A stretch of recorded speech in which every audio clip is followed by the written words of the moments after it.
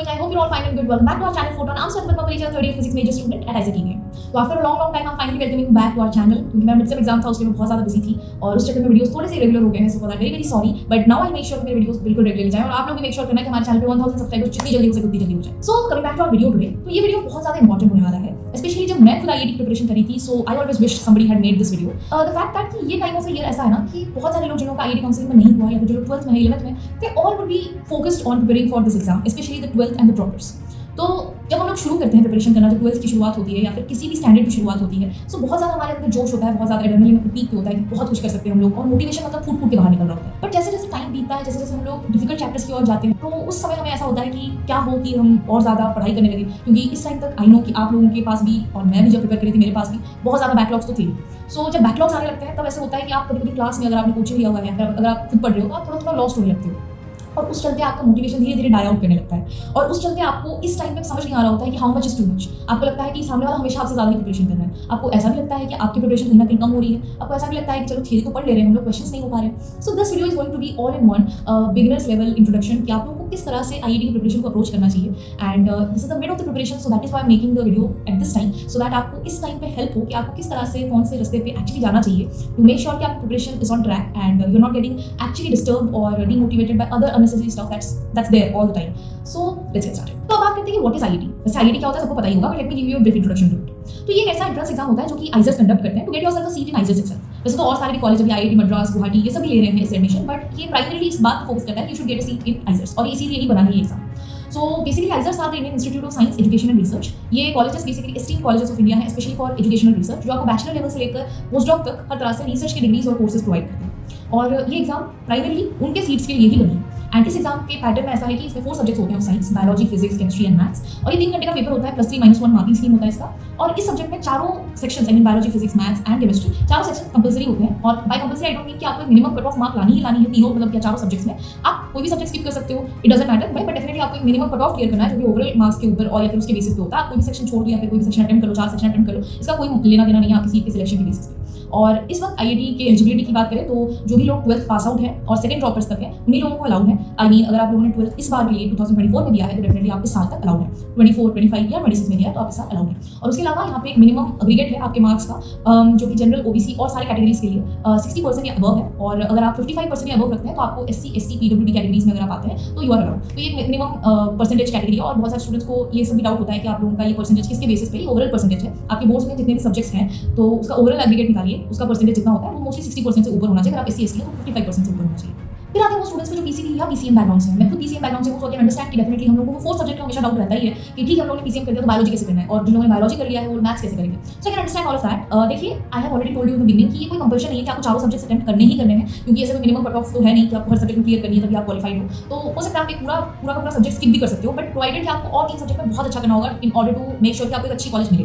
But provided कि आप ये 3 सब्जेक्ट में बहुत अच्छा करो, ये हमेशा पॉसिबल नहीं हो पाता क्योंकि एग्जाम टेम्परमेंट चीज़ें होती है और दूसरी भी एग्जाम्स आप सब कोई देते ही रहते हो। एंड इस चक्कर में आप लोगों को ये श्योरिटी कर पाना कि हाँ आप 3 सब्जेक्ट में बहुत अच्छा करके आओगे, it's not very possible. And looking at the recent years cut off, तो अगर आपको ऐसे कॉलेजेस में जाना है, स्पेशली आइजर, पुणे, कोलकाता, मोहाली, भोपाल, त्रिवेंद्रम, इन सब कॉलेजेस में अगर आपको जाना है तो डेफिनेटली आपको एक अच्छा रैंक लाने की बहुत ज़्यादा जरूरत है। और इस साल के जो रैंक्स के कट ऑफ्स गए हैं अकॉर्डिंग टू दैट बहुत सारे बच्चों को ये एडवाइजेबल भी है कि आप लोग 4 के 4 सेक्शंस अटेम्प्ट करके आओ। सो इट्स नॉट लाइक कि आप पूरा का पूरा चीज़ पढ़ सकते हो, और मे बी अगर आप नहीं भी पढ़ पा रहे हो, like if those people who are from PCM background I can understand कि बायो बहुत ज़्यादा पढ़ने नहीं पड़ती है, बट इट्स फाइन। अगर आप पूरा का पूरा बायो का सिलेबस कवर नहीं भी कर पा रहे हो सो प्लीज मेक श्योर कि आप ज़्यादा वेटेज वाले चैप्टर्स उठाओ, स्पेशली जब मैथ थी तो मॉलिक्यूलर इनहेरिटेंस, ये सब चीज़ें बहुत ज़्यादा वेटेज वाले चैप्टर थे in IIT. So I made sure कि मैं वो चैप्टर्स एटलीस्ट करके जाऊँ। Boundary yourself, don't limit yourself to the 3 subjects, क्योंकि फिर आपके पास एक चांस होता है कि एटलीस्ट आपको कुछ और एक्स्ट्रा मार्क्स मिल सकते हैं दूसरे सब्जेक्ट्स में, जो कि आपको ज़्यादा एलिजिबल बनाता है, स्पेशली फॉर दोज कॉलेजेस जिनके कट ऑफ काफी हाई जाते हैं। सो प्लीज मेक श्योर कि आप चारों सब्जेक्ट का प्रिपरेशन करके जाओ, एंड उसके लिए I would suggest a few things which I would talk about in later part of the video. Then coming to the next question, how much is too much,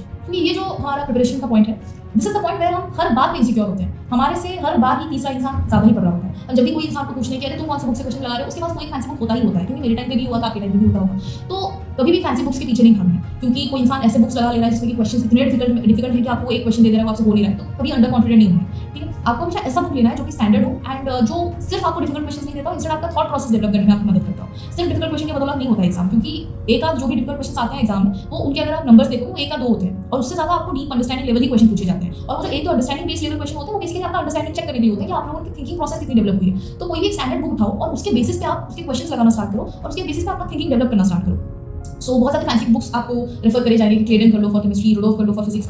no doubt they are very very good books, no doubt they are amazing super books. अगर आप उसको करो तो आपकी confidence अलग level पे चली जाती है। बट अगर आप उसको करने बैठो तो आप अंडर कॉन्फिडेंट भी होते हो, और उस प्रोसेस में आपका टाइम भी बहुत ज्यादा जाता है, और ये पॉसिबल ही नहीं है कि आप इतने लिमिटेड ड्यूरेशन ऑफ टाइम में इतने ज्यादा क्वेश्चन लगा लो, क्योंकि एक एक सब्जेक्ट के 50-50 रेफरेंस बुक्स अगर आप फॉलो करते हो, देन डेफिनेटली ये बहुत डेफिनेट सी बात है कि आप कोई भी एक रेफरेंस बुक को कंप्लीटली सॉल्व नहीं करोगे, क्योंकि टाइम आपके पास एक ही साल है, और एक साल के अंदर आप कितना ही कुछ कर लोगे, और एक साल में से तो काफी महीना चला भी गया है, और एग्जाम भी दूसरे साल आ ही जाएगा। So how many books do you think you can solve with in this period of time? It's not possible, humanly it's completely impossible. तो अगर आप बहुत ज्यादा बुक्स लेते हो तो आपकी डीपर लेवल ऑफ अंडरस्टैंडिंग किसी एक बुक्स में भी नहीं होगी, एक भी बुक में नहीं होगी। सो प्लीज मेक श्योर कि आप कोई स्टैंडर्ड बुक उठाओ जिसमें कि क्वेश्चन सिर्फ डिफिकल्ट ना हो, इंस्टेड एक मॉडरेट लेवल ऑफ क्वेश्चन हो, जो कि आपको डिफिकल्ट क्वेश्चन देने से ज्यादा इस पे फोकस करें कि आपका थॉट प्रोसेस कैसे डेवलप किया जाता है, आपको आंसर बिल्डिंग टेक्निक्स कैसे डेवलप करना होता है, उस पे फोकस करें। सो प्लीज मेक श्योर कि आप वैसे बुक्स उठाओ। एंड अगर आपको बुक्स के ऊपर वीडियो चाहिए कि मैंने कौन से बुक्स फॉलो किए थे during my time, so please comment down below, क्योंकि जहां तक मुझे पता है कि काफी हद तक मैंने बुक्स देखे हैं और मैंने बुक्स करे भी हैं, और उसके बेसिस पे मैंने मतलब जितना बुक्स हो सका था रेफरेंस बुक्स, मैंने बहुत सारे बुक्स करे हैं, सारे रेफरेंस बुक्स उठा के। And what conclusion I drew from it is very personal to me, and if you want it I can share it with you. So please comment down below and let me know कि अगर आपको books के ऊपर एक video चाहिए dedicated, so I make sure कि मैं video बना दूं उसके ऊपर। फिर आप जो भी बुक खरीद रहे हो, the standard reference book that you buying, please make sure कि आप हर सब्जेक्ट में स्टैंडर्ड बुक्स में जो भी क्वेश्चन है आप उसको 2 से 3 बार लगाओ before going to give your actual exam. आपको ऐसा होना चाहिए कि एक एक क्वेश्चन आपके 3-4 बार स्टार बन जाना चाहिए। फॉर एग्जांपल अगर मैं एक पेज में सारे क्वेश्चन करूँ, 20 क्वेश्चन है, उस 20 क्वेश्चन में से मेरे 2 क्वेश्चन या 3 क्वेश्चन तो डाउट आएंगे ही आएंगे। अगर मैं बहुत भी अच्छी इंसान हूं, मतलब बहुत ही अच्छी स्टूडेंट हूं उसके बाद भी, तो उस 3-4 क्वेश्चन में प्लीज स्टार लगा दो, और वो 3-4 क्वेश्चन में 3-4 स्टार आ जाना चाहिए। उसका मतलब है कि आप उसको 3-4 बार कर लेना चाहिए उस क्वेश्चन को बिफोर गोइंग टू एग्जाम। तो आपको पता होना चाहिए उस बुक में कौन से पेज में कौन सा क्वेश्चन है, आपको लिटरली क्वेश्चन की लैंग्वेज तक याद हो जाना चाहिए। इस हद तक उसको प्रैक्टिस करो। तो what I am suggesting is 3-4 book करने से अच्छा एक बुक को 3-4 बार करो। The amount of level of understanding that it would give you in your brain, it is going to be marvellous. You will be thanking me after your exams over. So दूसरी बात ये कि बहुत सारे बच्चों को इस बात पर डिमोटिवेशन होती है कि आपका एक क्वेश्चन एक टाइम पे नहीं लगता है, आई मीन टू से कि आपका एक क्वेश्चन पहली बार में नहीं खत्म होता है। बहुत सारे ऐसे मैथ्स के क्वेश्चन होते हैं, स्पेशली इंटीग्रेशन के क्वेश्चन होते हैं, जो आप पहली बार देखो तो आपसे नहीं हो पाता है। आप जो पढ़ के जाते हो, जो थ्योरी में आप पढ़ते हो, जब आप उसको क्वेश्चन में अप्लाई करते हो, तो टीचर जब करता है तो वो भी और मेथड से करते हैं, पर वो मेथड आपके दिमाग में सूझ ही नहीं रहा होता है before seeing the teacher solution. तो ये आपके अकेले के साथ नहीं हो रहा है, ये मेरे साथ हुआ था, मेरे प्रीवियस ईयर के बच्चों के साथ हुआ था, आपके बाद वालों के साथ भी होगा, हर किसी के साथ होता है। हर क्वेश्चन को अप्रोच करने का तरीका अपने आप में अलग होता है। सो प्लीज मेक श्योर कि आप जब प्रैक्टिस कर रहे हो क्वेश्चन का, जब आप टीचर्स के सॉल्यूशन देख रहे हो, तो आप इस मोटो से मत देखो कि आपका क्वेश्चन बनना चाहिए, एग्जाम में नहीं बैठे हो। देयर इज अ रीजन कि क्यों आपको एक साल दिया गया फॉर प्रैक्टिसिंग, क्यों आप कोई कोचिंग में जा रहे हो, क्यों आप कोई बुक्स रेफर कर रहे हो, क्यों आप प्रैक्टिस कर रहे हो। अगर आपको डायरेक्टली जाके मैच खेलना होता तो आपको यहाँ पे टेस्ट मैच क्यों कराए जा रहे हैं? तो कोई रीजन तो है ना, क्योंकि आपको प्रैक्टिस चाहिए होता है। तो प्रैक्टिस उसी को कहते हैं जिसमें आप कुछ सीख रहे हो, जिसमें आपको कुछ नया मिल रहा है। अगर आपसे सारे क्वेश्चन बन रहे हैं ना, तो please make sure to mark that as a dead day, क्योंकि उसमें आपने कुछ नया सीखा नहीं है। सो जब भी आपको कोई भी क्वेश्चन नया सीखने मिलता है, जब भी टीचर्स आपसे कोई क्वेश्चन करवाते हैं, बोलते हैं कि ये डिफिकल्ट क्वेश्चन है, किसी से नहीं होगा, और वो क्लास में 1-2 इंसान से हो जाता है बट आपसे नहीं हो पा रहा है, so don't take that as a demotivation, instead take that as a motivation कि आपको कुछ ज्यादा अच्छा सीखने मिला है। ये क्वेश्चन अगर डायरेक्ट एग्जाम में आ जाता तो आप क्या करते? सो आपको मेथड सीखने मिला है, एक टाइप का क्वेश्चन को अप्रोच करने का तरीका सीखने को मिला है। So when you are going to see that question once, तो पहली बार हो सकता है आपसे ना हो, but once you see the teacher solution या फिर टीचर एक बार समझा दिया, उसके बाद आपको अच्छे से समझ आएगा उस क्वेश्चन को अप्रोच कैसे करना है। Once you know the approach, please make sure to remember the approach. मैं ये नहीं बोल रही कि mug up the entire solution, that's not the right way to do it, but आपको अप्रोच याद रखनी है। कुछ क्वेश्चंस की लैंग्वेज होते हैं, और उस लैंग्वेज के बेसिस पे एक अप्रोच होता है, जिस बेसिस पे ही आपको सॉल्यूशन मिलता है। अगर कोई और सॉल्यूशन ट्राई करोगे तो उससे नहीं मिल सकता। तो अप्रोच आपको याद रखना है, और ये आपको प्रैक्टिस से ही मिलेगा। तो जब भी टीचर्स बोलते हैं कि क्वेश्चन बोर्ड पे दिया रहता है और वो उसका एक सर्टेन सॉल्यूशन देते हैं और पूछते हैं कि आपको ये सॉल्यूशन कहाँ से आता है, तो टीचर सेज ना कि हमें ये सब प्रैक्टिस से आता है। So practice basically is that कि आपको अप्रोच सीखने का मौका मिलता है। तो जब भी आप कोई भी बुक्स पे क्वेश्चन लगा रहे हो, या फिर जब भी आपको टीचर्स क्वेश्चन दे रहे हो और आप उनके क्वेश्चन लगा रहे हो और आपसे कोई क्वेश्चन नहीं बन रहे हैं, so don't take that as a demotivation, instead take that as learning new approaches for different questions and remember the approach, because that is very important. और ये बहुत ज्यादा आपके लिए होगा फिजिक्स और मैथ्स में। बहुत सारे स्टूडेंट्स ऐसे होते हैं कि सिर्फ थ्योरी करते हैं, उनको लगता है कि हम एंड में सारे क्वेश्चंस लगाएंगे, हम एंड में सारे क्यूआईक्यूज करेंगे, हम एंड में सारे मॉक्स लगाएंगे। नहीं होता ऐसा, बिल्कुल नहीं होता ऐसा। अगर आप सारे थ्योरी अभी कर लेते हो और एंड में आपको मॉक लगाना है, तो ऐसा कभी नहीं होता। एंड जैसे कि मैंने आपको अभी बोला कि इंटीग्रेशन चैप्टर मान लो या फिर रोटेशन चैप्टर मान लो, तो इसमें डायरेक्ट क्वेश्चन आने के चांसेस बहुत कम होते हैं। लाइक आपको ऐसे क्वेश्चन आ जाए कि आपने जो थ्योरी में पढ़ा है बिल्कुल direct question, moment of inertia का आपको 3 मान लीजिए कोई भी फैक्टर हो, 3 आपको वेरिएबल्स का वैल्यू दे दिया गया, आपको चौथा वेरिएबल का वैल्यू निकालने के लिए बोला है। अब अभी आप 5th क्लास में नहीं हो, सो ऑब्वियसली बात आपको अंडरस्टैंडिंग लेवल क्वेश्चन बहुत ज्यादा पूछने को मिलेगा, और ये अंडरस्टैंडिंग आपका थ्योरी से नहीं, क्वेश्चन प्रैक्टिस से ही डेवलप होगा। सो जितना थ्योरी इंपॉर्टेंट है, उससे बहुत ज्यादा आपके लिए क्वेश्चन प्रैक्टिस इंपॉर्टेंट है। तो क्वेश्चन प्रैक्टिस कभी मत इग्नोर करो। अगर हो सके तो आपका कभी भी बैकलॉग चल रहा है, तो ऐसा मत करो कि आप सिर्फ थ्योरी कंप्लीट कर रहे हो, क्योंकि सिर्फ थ्योरी करना इज इक्वल टू कुछ नहीं करना। अगर आप सिर्फ थ्योरी कर भी रहे हो तो उसमें एक आध फॉर्मूला ही आपको याद रहेगा, उससे ज्यादा आपको कुछ नहीं याद रहेगा। तो जब तक आप उसको अप्लाई नहीं करते हो कोई भी क्वेश्चन पे, जब आप उसके कोई क्वेश्चन नहीं सॉल्व करते हो, तब तक वो थ्योरी आपके दिमाग में गया ही नहीं है। सो प्लीज मेक श्योर कि आप जब भी कोई थ्योरी क्वेश्चन सॉल्व कर रहे हो, आई मीन जब भी कोई थ्योरी सॉल्व कर रहे हो, कोई भी थ्योरी सीख रहे हो, कोई न्यू चैप्टर का, please make sure to do adequate amount of practical adequate amount of numerical questions also on that chapter, वो बहुत ज्यादा इंपॉर्टेंट है। बायो के बारे में NCERT is a God's own book. तो आपको एनसीईआरटी जितना हो सके उतना फॉलो करना है। एंड फिजिकल केमिस्ट्री के लिए भी NCERT is a course on book, तो आपको उन दोनों चीज़ों के लिए एनसीईआरटी जितना हो सके उतना फॉलो करना है, लाइन बाय लाइन फॉलो करना है। और बायोलॉजी में डायग्राम्स आर ऑल्सो इंपॉर्टेंट। जो एनसीईआरटी में डायग्राम्स दिए हैं उसमें से कभी डायरेक्ट क्वेश्चन आ जाते हैं। और स्पेशली केमिस्ट्री जब मैं बोलूँ तो यू शुड मेक श्योर कि आपके पास खुद के नोट्स हो। आई कैन अंडरस्टैंड कि आप लोगों के पास कोचिंग हो सकते हैं, कुछ लोग सेल्फ स्टडी करते हैं व्हाटएवर, और कोचिंग वाले भी बहुत ज़्यादा आपको नोट्स देते हैं। बट आई वुड सजेस्ट कि आप लोग जितना हो सके केमिस्ट्री के लिए स्पेशली खुद के नोट्स बनाओ, क्योंकि जब एंड मोमेंट पे आप उसको प्रिपेयर कर रहे होगे ना पूरा केमिस्ट्री चीज़ को, तब आप पूरे नोट्स जब खुद ने प्रिपेयर किए होंगे ना, तो सिर्फ आप नोट्स का फॉर्मुला देखते चले जाओगे और आपके दिमाग में पिक्चर बन जाती है कि आपने क्या लिखा है, कब लिखा है, उसके पीछे का डेरिवेशन क्या है, वो सब चीज़ें आपके दिमाग में छप जाती हैं। तो ये लिखने से ही आता है। तो ऑल्सो मेक श्योर कि आप एक्वेंटेड हो अपने नोट्स से। ऐसा नहीं कि आपने नोट्स बहुत सुंदर सुंदर बनाया है 3 रंग बिरंगे पेन से और उसके बाद आपको समझ में नहीं आ रहा है कि क्या चीज़ कहाँ लिखा है। तो प्लीज मेक श्योर कि जब आपका क्लास खत्म हो जाए तो रिवाइज कि आपने क्या लिखा है उस नोट्स में। सो जब आप रिवाइज करते हो उस नोट्स को, तो आपको पता चलता है क्या चीज़ आपने कहाँ क्या लिखी होती है। और नोट कोई जरूरत नहीं है उसको सुंदर बनाने की या बहुत खूबसूरत बनाने की। आई नो कि जब लोग स्टार्ट कर रहे होते हैं ना सेशन, तो बहुत सुंदर सुंदर नोट्स बनाते हैं, बट ये आधे अधूरे आते नोट्स में फिर क्लास के साथ साथ लिखना पॉसिबल नहीं हो पाता, फिर बैकलॉग हो जाता है। तो 3-4 पेजेस हम बीच में छोड़ते रहते हैं कि अरे ये 3-4 पेजेस हम बाद में अच्छे से बनाएंगे। नहीं, कुछ बाद में अच्छे से नहीं बनाना है, तभी बनाइए नोट्स। और वहीं कभी आपने लिख दिया टीचर का कुछ सुनते और टीचर ने फिर कुछ और बोल दिया, वहाँ पे एक सार या गोल सा बना के कुछ लिख दीजिए उसके अंदर कि हाँ ये चीज़ मेरे लिए है।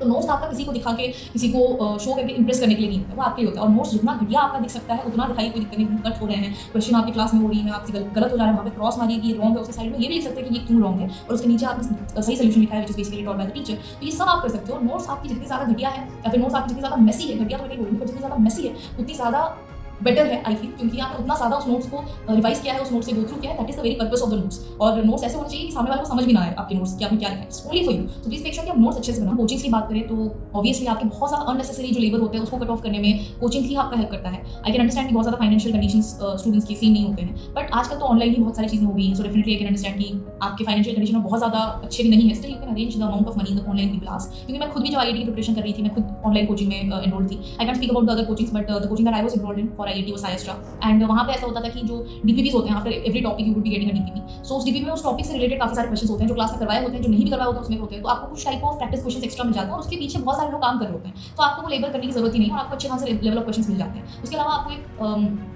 स्टूडेंट कम्युनिटी मिल जाती है, एज अ टेलीग्राम ग्रुप हमें मिला हुआ था। तो आपको वहाँ पे कोई भी क्वेश्चन होता है आप डायरेक्ट अपने मेंटोर से पूछ सकते हो, या फिर आप अपने फेलो स्टूडेंट से भी पूछ सकते हो। तो उससे आपका क्या होता है, डाउट्स क्लियर हो जाते हैं। एंड उसके अलावा भी बहुत सारे और स्टूडेंट्स अपने डाउट्स पूछते हैं, तो आप उसको भी रेफर कर सकते हो। और इवन मॉक्स भी होते हैं। So mocks are also something which helps you cut down on your exam fear, क्योंकि आपने बहुत ज़्यादा एग्जाम के जैसा ही एग्जाम्स दिए हुए हैं। सो जब आप फाइनल एग्जाम में बैठोगे तो आपको ऐसा लगेगा कि आपने कुछ नया देख लिया है। बस एवरी मंथ और twice in every month it happens. So इसलिए आप लोग एक कोचिंग लेना इज वेरी वेरी इंपॉर्टेंट। और वो आपको हेल्प भी करता है क्योंकि उनकी क्रेडिबिलिटी भी अच्छी खासी होती है, because they have known how to produce rankers. तो आपको पता है कि किस तरह से कौन सी चीज़ पढ़ानी है, उन लोगों को पता है, तो आप ट्रस्ट कर सकते हो उनके ऊपर rather than on you.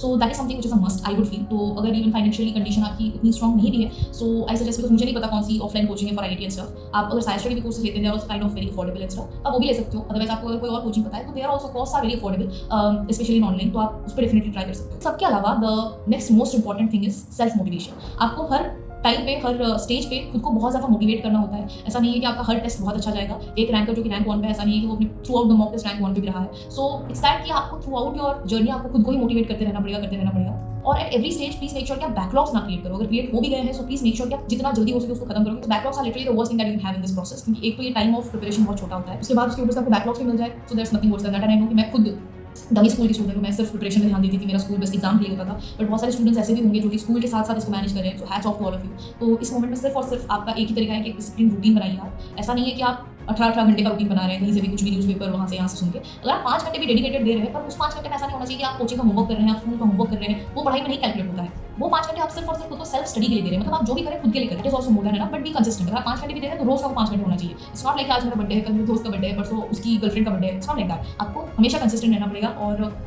उसके साथ साथ एक डिसिप्लिन रूटीन रखिए। एंड आई वुड सजेस्ट कि आप अगर बहुत ज़्यादा मतलब कोई दिक्कत नहीं है, अगर आपको स्कूल वूल वाली दिक्कत नहीं है, तो प्लीज मेक श्योर कि जिस टाइम पे आप लोगों का आईआईटी एग्जाम होता है उस टाइम पे उठ के आपको पढ़ना होगा, कि उस टाइम पे आप अपने बेस्ट और एक्टिवेटेड मोड पे हो। क्योंकि फिर आपके बॉडी क्लॉक को पता होगा कि आपने एक साल के लिए, 2 साल के लिए या फिर कुछ महीनों के लिए रोज ही उठ के उस टाइम पे आपका बॉडी काफी एक्टिवेट हो जाता है और उसका पढ़ने का मन करता है। So during the exam also आपका brain in the most active and fresh region होगा, तो आप बेटर क्वेश्चन सॉल्व कर पाओगे। एंड जो मॉक्स होंगे, प्लीज डोंट थिंक कि आप एक दिन आएगा और मैं पूरा प्रिपेयर हो जाऊंगा और फिर उसके बाद मैं एग्जाम होगा, वो कभी नहीं आएगा उधर। तो आपको जितना भी आप अभी प्रिपेयर हो, वो मॉक्स होते ही हैं आपके प्रिपरेशन को चेक करने के लिए। और ऐसा नहीं है कि वो मॉक्स चले जाते हैं, अगर आप ऑनलाइन कोचिंग हो मॉक टेस्ट रहते ही हैं।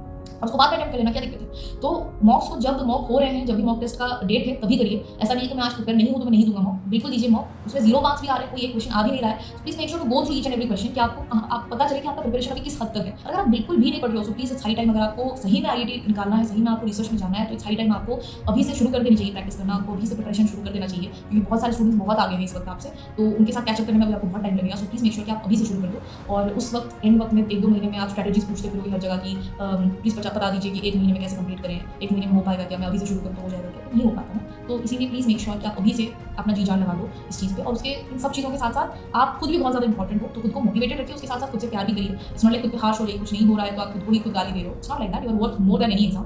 सो with this I would come to the end of this video, and अगर आपको कोई भी और डाउट्स है please comment on below and let me know, तो मैं आपको टिप्स दे सकती हूँ, मैं आपको अपनी पर्सनल लेवल पे एडवाइसेस दे सकती हूँ। और अगर आपको बुक्स के बारे में वीडियोस चाहिए कि कौन से बुक्स आपको करने चाहिए, क्वेश्चन बैंक्स कौन से करने चाहिए और थियरी कौन से बुक्स करनी चाहिए, so I would make a detail video with the names of each and every book जो कि मैंने खुद ने प्रैक्टिस करी थी। So if you want that please comment on below and let me know, and please like this video if you like my efforts, and comment on below कि आपके और कौन-कौन से डाउट है। Share this video with all of your fellow IIT aspirants, and also subscribe to my channel if you haven't yet, जल्दी से 1000 subscribers पूरे करवा दो, and turn the bell notification on so that every time I upload a video you don't miss out on it, and until next time, toodles.